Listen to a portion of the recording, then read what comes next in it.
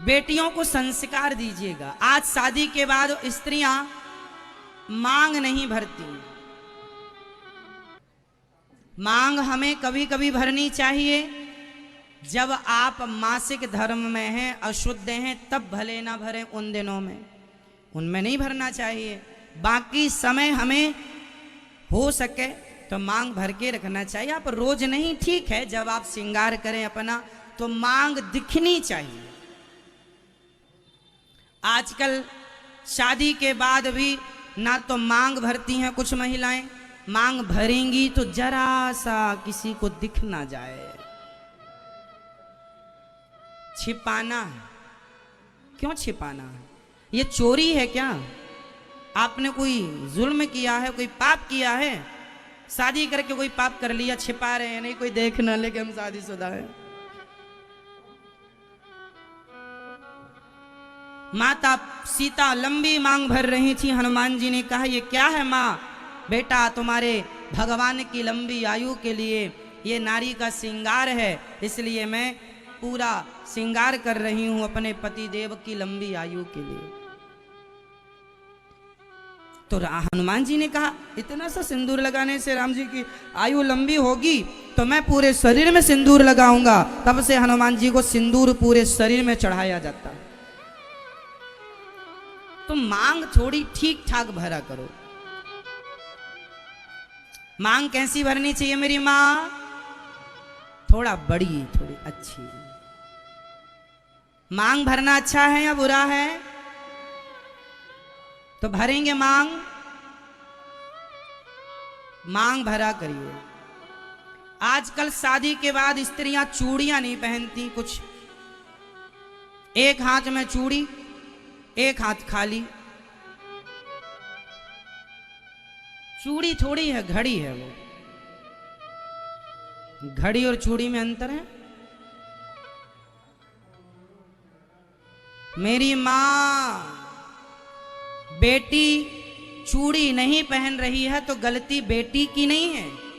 मां को चाहिए था कि थोड़ा समझाती, संस्कार देती। कहावत कहते हैं कि भगवान दुश्मन की बेटी का हाथ खाली ना करे। हाथ खाली जब तक पति जिंदा है, स्त्री का हाथ खाली होना अपशगुन माना जाता है। हाथ खाली का मतलब है, हाथ खाली किसका होता है? विधवा का हाथ खाली होता है। हाथ खाली है मतलब विधवा है। सौभाग्यवती नारी हाथ खाली करके रखे। आपका हाथ भी खाली है और आप ये भी चाहें कि हमें कोई सौभाग्यवती कहे। अरे कोई पंडित जी के पास जाना, और जब हमारे पास कोई आता है, महाराज जी आशीर्वाद दो, तो पहले हम उसकी मांग और हाथ की चूड़ियां देखते हैं। यदि हाथ की चूड़ियां हैं और मांग है तब सौभाग्यवती का आशीर्वाद देते हैं। और पति है ही नहीं तो फिर सौभाग्यवती का आशीर्वाद क्या दें?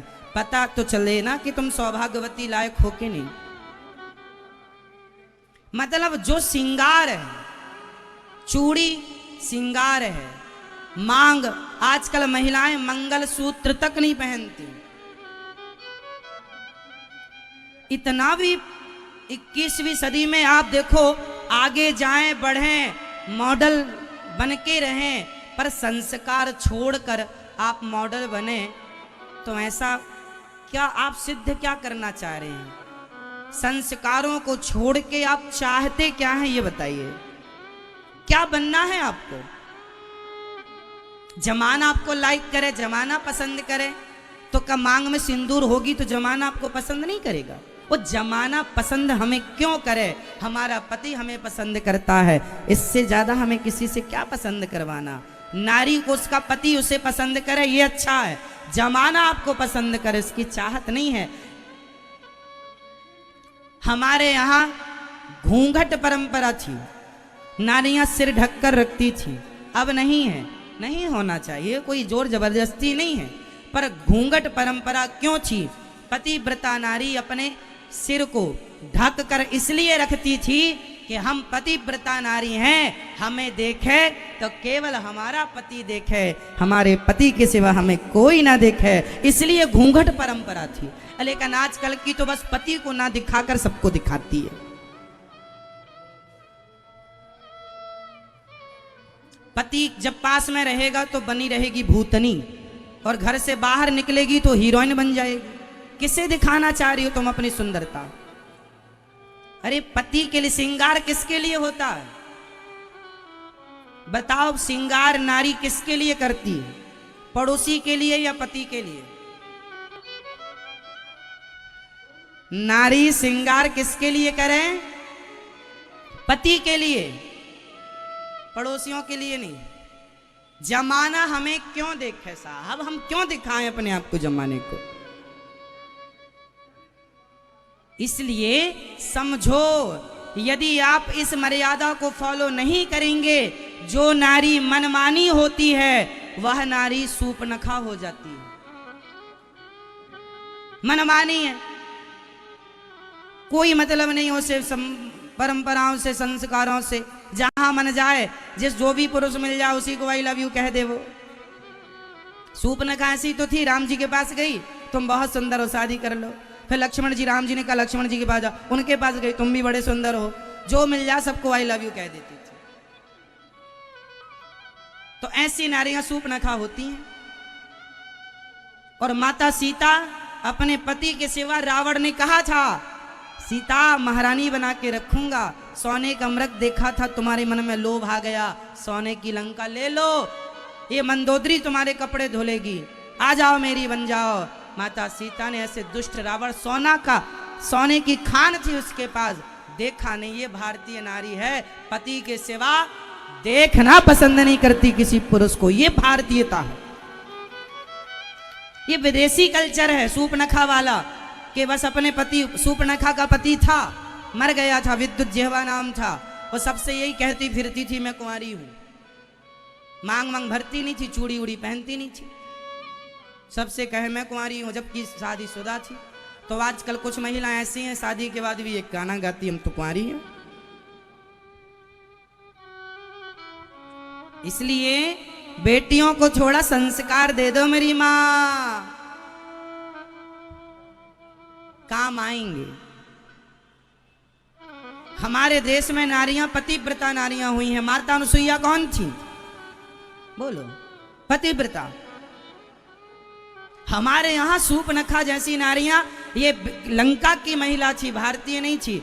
लंका पूरी पृथ्वी भारत थी, पर फिर भी ये टापू थे अलग अलग। भारत में लोग राजा रहते थे, जो उद्दंडता करते थे उन्हें भारत से निकाल बाहर फेंकते थे, तो जिसे जो टापू मिला वहां चढ़ गया, रहने लगा। ऐसे ये लंका बसी। बाद में रावण ने, ये कुबेर रहा करते थे पहले लंका में, बाद में रावण ने कब्जा कर लिया। तो ये बातें हैं। तो ये विदेशी महिला है, हमारा संस्कार ऐसा नहीं। हमारे संस्कार, माता सीता, माता अनुसुईया, एक पतिव्रता नारी का नाम सुना होगा, यमराज के पास से पति ले आई थी, क्या नाम था उसका? सती। सती। अब बताओ, सती सावित्री एक हाथ में चूड़ी पहनती थी और दूसरे हाथ में नहीं, ऐसा था क्या? सावित्री बनो मेरी मां, सूपनखा नहीं। मर्यादाएं सब जगह काम करती। ये मर्यादा यदि गई तो सब बचा के भी क्या करोगे? संस्कार चले गए, हमारे संस्कार चले गए और सब रह गया, तो सब रखकर संस्कार गवाकर हम करेंगे क्या? हमारी पहचान हमसे नहीं है, हमारी पहचान हमारे संस्कारों से है। ये संस्कार हैं तो हम हैं, संस्कार नहीं रहेंगे तो हम नहीं रहेंगे।